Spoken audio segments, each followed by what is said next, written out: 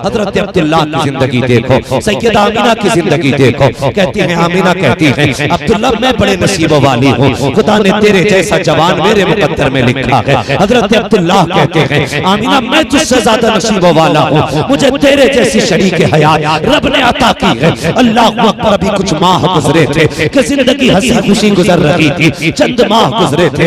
एक दिन हजरत अब्दुल्ला हजरत अब्दुल मुत्तलिब के पास आते हैं, कहते बाबा जान मैं भी परदेश जाना चाहता हूँ, मैं भी कुछ कमाना चाहता हूँ, आने वाला दौर ऐसा होगा मेरे घर में बच्चा होगा, उसकी भी ख्वाहिशें जरूरतें होंगी, इसलिए मैं परदेश जाना चाहता हूँ। जैसे इतनी बात हजरत अब्दुल्ला ने कही है, वालिद ने कहा बेटे मेरी तरफ से तो इजाजत है, अपनी बीवी हजरत आमिना से इजाजत ले लो। जैसे हजरत अब्दुल्ला सैयदा आमिना के पास आए हैं, कहते आमिना कहा जी का परदेश जाने की इजाजत दो, मैं कुछ कमाने जाना चाहता हूँ, मैं बिजनेस के लिए जा रहा हूँ, तिजारत के लिए जा रहा हूँ। हजरत आमिना ने इतना सुना आंख में आंसू आ गए, कहने लगे मेरे सरताज अभी जिंदगी के कितने लम्हे साथ गुजरे थे, अभी कितने दिन गुजरे हैं, अभी तो दिलों की हसरतें मुकम्मल लगी हुई है। अब्दुल्ला भी मैंने जी भर के देखा नहीं है, इतनी जल्दी जुदाई की बातें कर रहे हो, आमिना जल्दी इजाजत है, मैं फिर वापस आऊंगा, वादा करता हूँ तेरे हाथ की पकी रोटी भी खाएंगे, तेरे साथ बैठ करके मोहब्बत भरे लम्हे भी बिताएंगे। अल्लाह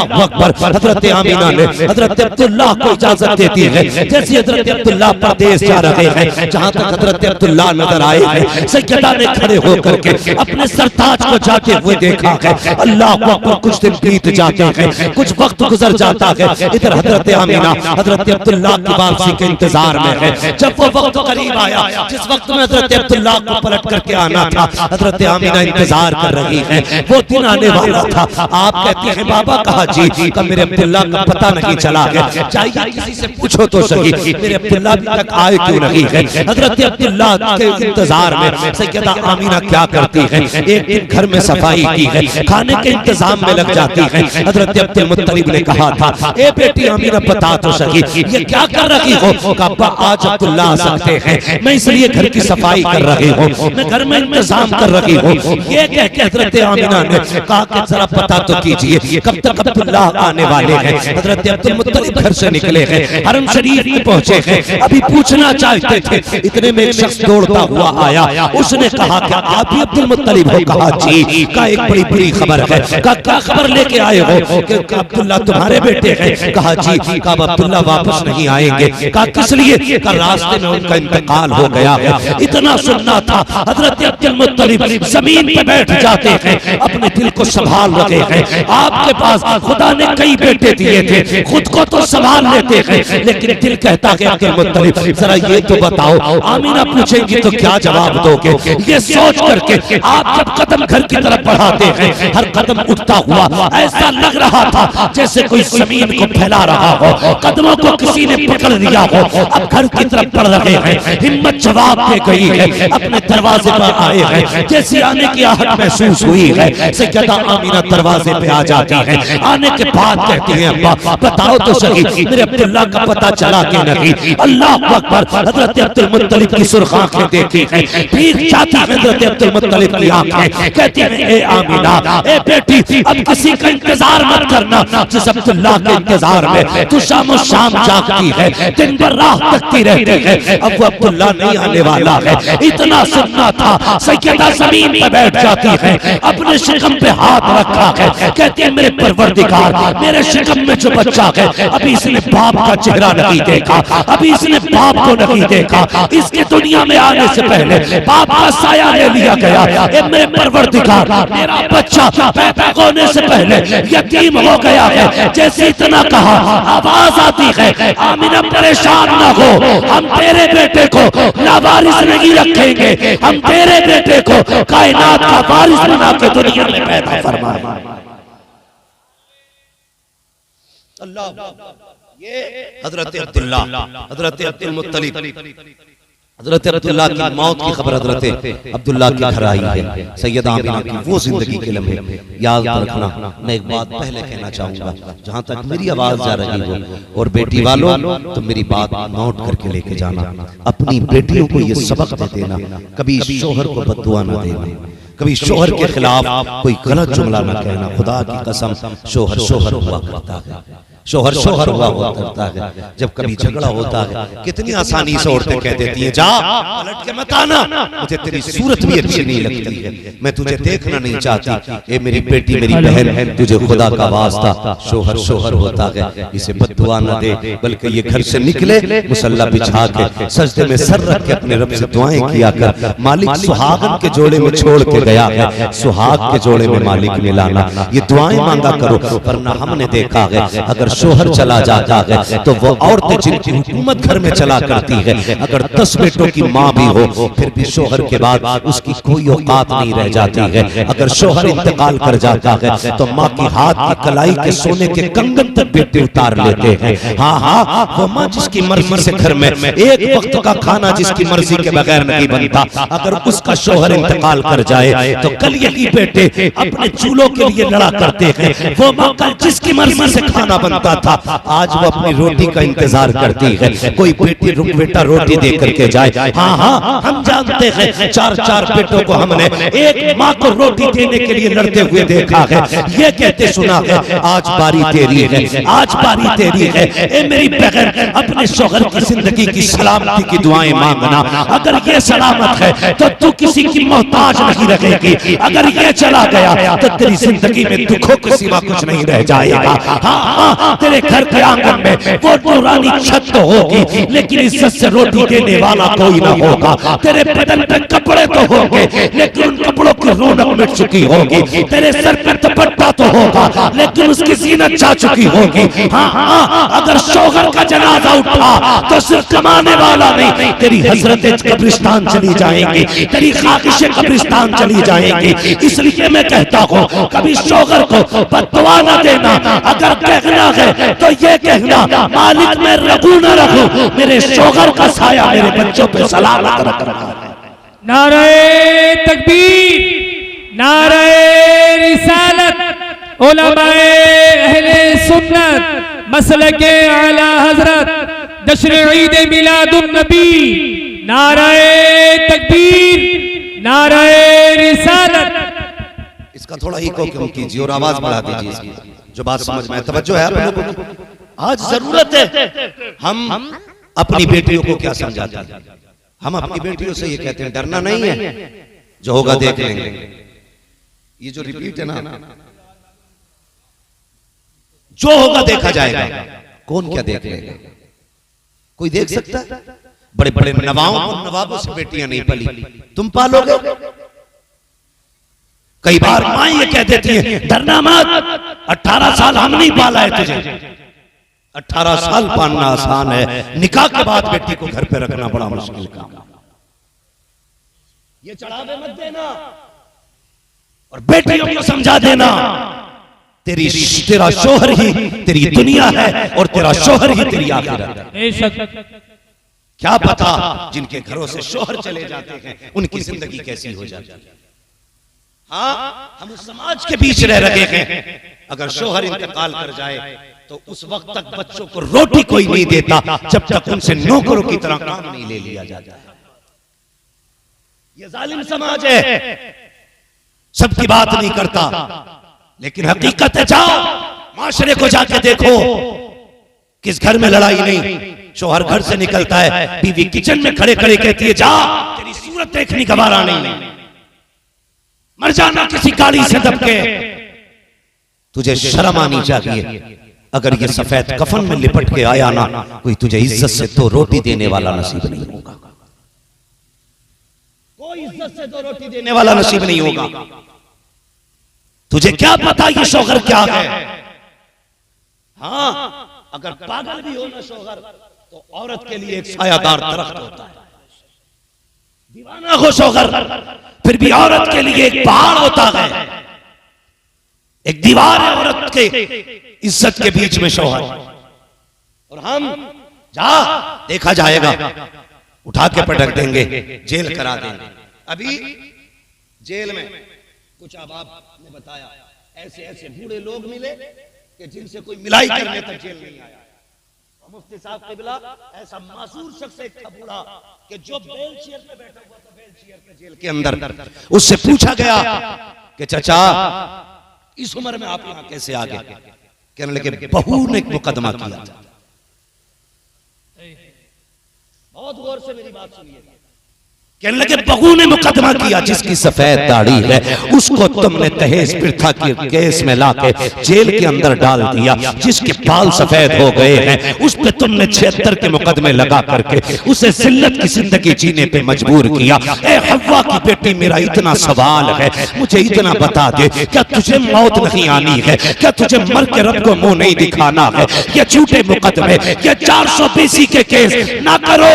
ये दुनिया के दुनिया यहाँ पैसे की चलती है, लेकिन वहां पैसे की नहीं चलेगी, वहां उसकी चलेगी जिसके साथ हक होगा, जिसके साथ सच होगा, जिसके साथ रब होगा, वहां उसकी चलेगी। जो जालिम होगा वो तरसेगा और जो मजलूम होगा वो फख्र से सर उठा के खड़ा हो। बेशक, सुभान अल्लाह, सुभान अल्लाह। इसलिए डरना आखिरत से, जिसके दिल में आता है मुकदमा कर देते।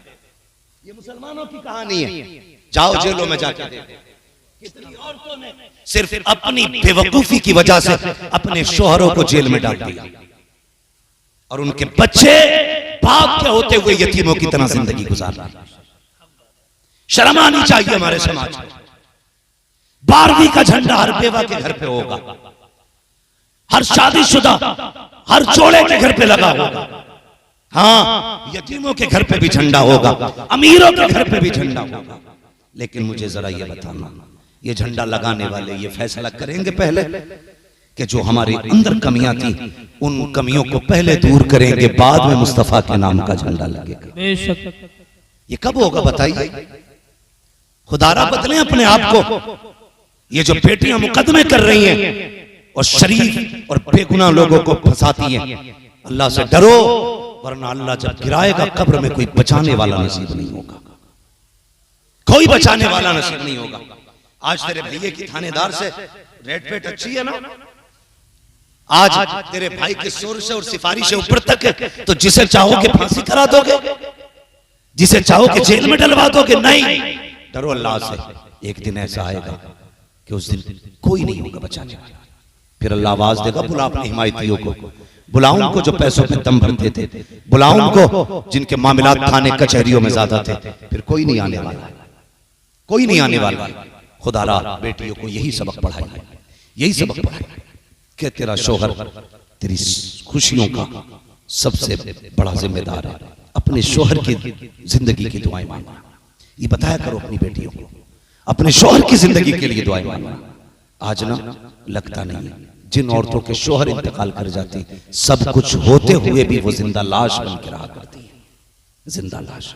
बड़ा मुश्किल होता है जीना, बहुत मुश्किल होता है। और फिर देखो तो सही, सैयदा आमीना, अल्लाह अकबर, हजरत अब्दुल्ला, चांद जैसा शौहर, किसी का काला कलोटा मर जाए वो औरत बेहोश हो जाती है जिसका चांद जैसा शौहर चला गया। हाँ, कम से कम कुछ लोगों को ये तो सब्र होता है, हमने जनाजा देख लिया, ये तो सब्र होता है कि हमने हाथों से मिट्टी दी है। हमारे यहाँ पे अगर किसी का इंतकाल दुबई में हो जाता है तो हम 2 लाख रुपए लगा करके दुबई से जनाजा मंगवाते हैं, ताकि आखिरी बार अपने बच्चों का, अपने शौहर का, अपने बेटे का, अपने बाप का दीदार कर सके। हम लाखों रुपए लगा करके इसलिए जनाजे मंगवाते हैं, आखिरी बार देख सकें। लेकिन आमीना का मुकद्दर देखो, आमीना का तो नसीब ऐसा है आखिरी बार अपने शौहर का जनाजा तक न देख सके। कितनी मुश्किल जिंदगी थी। अल्लाह अकबर, ऐसे माहौल में सैयदा आमीना ने खुद को संभाला। अल्लाह अकबर। हजरत आमीना सुबह भी रोती हैं, शाम भी रोती हैं। हजरत अब्दुल मुत्तलिब से रोना ना देखा गया। काबे में गए, गिलाफ पकड़ के रोए, कहने लगे मालिक मेरे सहारे के लिए तो इतने बेटे दिए हैं, कम से कम आमीना को एक ऐसा बच्चा दे जो आमीना का सहारा बन जाए। आवाज आई, अब्दुल मुत्तलिब जा, अब परेशान ना हो, तू सिर्फ आमीना के सहारे की बात कर रहा है, हमने तो कायनात का सहारा आमीना की गोद में देने का फैसला किया। हमने तो ये फैसला किया है आमीना को सारी कायनात का सहारा देंगे। अल्लाह अकबर। सैयदा आमीना के दिन गुजरते रहे। एक दिन ना हज़रत अब्दुल मुत्तलिब सुने वो लोग जब मिलाद कहते, मिलाद है क्या? डांस है, तमाशा है। मिलाद मुस्तफा के औसाफ, आक़ा करीम के सिफात व कमालात, हाँ उनके हुस्न की बातें, उनके जिस्म की बातें, उनके तज़किरे, यही मिलाद है, यही मिलाद है ना।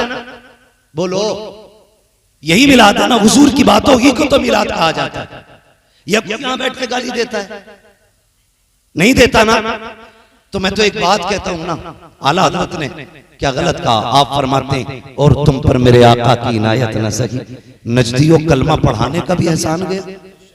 और कुछ नहीं समझ रहे, कम से कम इतनी समझ लो हुजूर ने कलमा पढ़ाया है।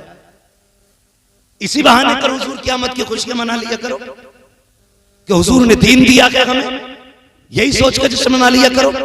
हजरत अब्दुल मुत्तलिब काबे में तवाफ कर रहे हैं। तवाफ करते करते उसी बीच में ना किसी ने आके कहा, अब्दुल मुत्तलिब बड़ी गैरत की बात है। कहा क्या? सरदारों मक्के के। कहा फिर? कहा कि सारे लोग आपसे डरते, लेकिन एक बात बड़ी जुर्रत से हम कह रहे हैं आपसे। आपने फरमाया कहो ना क्या बात है? कहने लगे बात यह है कि वो जो तुम्हारे घर की बहू है ना आमीना, वो बेवा है। कहा जी। कहा अगर बेवा है तो फिर ये बताइए, अरब का दस्तूर तो ये है औरतें खुशबू नहीं लगाती है। कहा हाँ। कहा फिर तुम्हारे घर की बहू आमीना खुशबू क्यों लगाया करती है? इतना सुना हज़रत अब्दुल मुत्तलिब की गर्दन झुक गई। जानते हो बड़ा वकार था आपकी नजरों में, इतना वकार था कि अब रहा जैसा आंखों में आंखें डाल के बात करते हुए घबरा रहा था। ये जुर्रत थी आपके अंदर। मगर आपसे एक शख्स कहता कि आपके घर की बहू खुशबू लगा रही है, और दस्तूर यह है अगर किसी का शौहर इंतकाल कर जाए 1 साल तक औरत को खुशबू नहीं लगानी है। अपने घर की बहू को नहीं संभाल सकते। इतना सुना गर्दन झुक गई, चेहरे पे ना हया की वजह से जर्दी आ गई और घर आ गई। आपकी बीवी का नाम भी, नबी की दादी का नाम भी फातिमा है। आपकी बीवी ने कहा मेरे सरताज खैर तो है? कहा कि आज लोगों ने ऐसी बात कह दी कि मेरी भी शर्म से गर्दन झुक गई। कहा क्या? कहा जरा चाहिए तो आमीना से बात कीजिए। कहा क्या हुआ? कहा सुना है आमीना कोई खुशबू लगाया करती है, आमीना कोई खुशबू लगाती है। कहा किसने कहा? कि मक्के में सारे लोग बातें कर रहे हैं। कहा ये कौन कह रहा है? कहा मक्के के लोगों ने कहा। उनसे किसने कहा? कि मक्के की औरतों ने कहा है। कहा क्या कहा है? कि आमीना ऐसी खुशबू लगाती है जो खुशबू मक्के के किसी बाजार में नहीं मिलती है, किसी मार्केट में नहीं मिलती है। ऐसी खुशबू आमीना लगाया करती है। आप कहते हैं नहीं मेरे सरताज, अल्लाह अकबर, आप आइए। कहते मैं नहीं जाऊंगा, खुद जाके बात करो। जैसे ही आप अंदर गई हैं, अल्लाह अकबर, हजरत आमीना ने देखा हमारी सास आ रही है, उठ के अदब से खड़ी हो जाती है। देखो तो सही, नबी की अम्मी है, सास को देखा अदब से उठ के खड़ी हो जाती है। आज की बेगैरत बहुएं ससुर को देख के नहीं खड़ी होती है, सर पे दुपट्टा तक नहीं रखती है, और ससुर भी इतने बेगैरत होते हैं, कहते हैं कि ये बहू नहीं, ये मेरी फ्रेंड लगती है, ये तो मेरी दोस्त है। गैरत आनी चाहिए। जो गया एक बेटी की तरफ से बाप के दिल में होती है, वही एक ससुर के दिल में बहू की मोहब्बत और उसकी हया होनी चाहिए। उसे सगेली न कहे, दोस्त न कहे, अगर कह सकता है तो अपनी बेटी कह के उसे आवाज दिया। हमारा मुआशरा बेगैरत होता जा रहा है, तरक्की कर रहे हैं हम लोग। हाँ, बाप की चारपाई पे भी बहू बैठी है, शर्म आनी चाहिए। यह अदब के खिलाफ है। नबी की अम्मी अपनी जगह से उठ के खड़ी हो गई, ससुर नहीं सास आ रही, हया से सिमटी। कहती आमीना जी अम्मी। का बेटी तुम्हारे बाप बाहर से आए हैं और एक शिकायत है, सुना है तुम्हें अब्दुल्ला का सोग नहीं मना रही हो तुम। कहा क्यों? कहा मक्के की औरतें कह रही हैं कि आमीना खुशबू लगाया करती है। बस फिर क्या था? अल्लाह अकबर, आप रोई। आपने ना यूं करके एक मिट्टी, दीवार की मिट्टी छुटाई, हजरत आमीना के हाथ, फातिमा के हाथ पे रखी। कैसे सूंघी? कहा क्या? कहा कल इस पे हाथ रखा था, आज तक दीवार से खुशबू आ रही है। सुभान अल्लाह, सुभान अल्लाह। आज तक दीवार से खुशबू आ रही है। उसके बाद दुपट्टा दिया। कहा ये क्या है? कहा इससे पसीना पोंछती हूं। कहा इतनी खुशबू है कि बार बार धोने से भी खुशबू नहीं जा रही है, बार बार धोने से भी खुशबू नहीं जा रही है। इतनी परेशान हो गई। अल्लाह अकबर। उसके बाद जब आप गई हैं, आप कहती हैं कि जाइए आप चल के बात कीजिए, मेरी हिम्मत नहीं हो रही है बाकी का सवाल करने की। हजरत अब्दुल मुत्तलिब आए हैं। आमिना कहा जी का बेटी एक बात तो बता, क्या तुझे अब्दुल्ला की जुदाई का गम नहीं है? कहा बाबा है ना, मुझसे पूछो। जिसने चंद दिनों के बाद अपना शोहर खो दिया हो, जिसकी जिंदगी का हम सफर बिछड़ गया हो, चंद कदम चल के जिसने साथ छोड़ दिया हो, उसकी जुदाई का गम मुझसे ज्यादा किसको हो सकता है? अल्लाह अकबर। का बेटी अगर गम है तो फिर बताइए खुशबू क्यों लगा रही है, ये इत्र क्यों लगा रही है? अल्लाह अकबर। सैयदा आमीना ने कहा था अब्बा मैंने कोई खुशबू नहीं लगाई है, कोई इत्र नहीं लगाया है। अगर इत्र नहीं लगाया है तो फिर बताइए मक्के में तेरी खुशबू की बातें क्यों हो रही हैं? तब हज़रत आमीना ने कहा था अब्बा जी एक राज की बात है, एक दर्द है जो छुपा रखा है। का कौन सा राज? का अब्बा मैंने कोई खुशबू नहीं लगाई, इत्र नहीं लगाया है, बल्कि जब से आपके बेटे अब्दुल्ला की अमानत मेरे शिकम में आई है, मैं जिन गलियों से गुजरती हूँ वो गलियां भी खुशबू से महक जाया।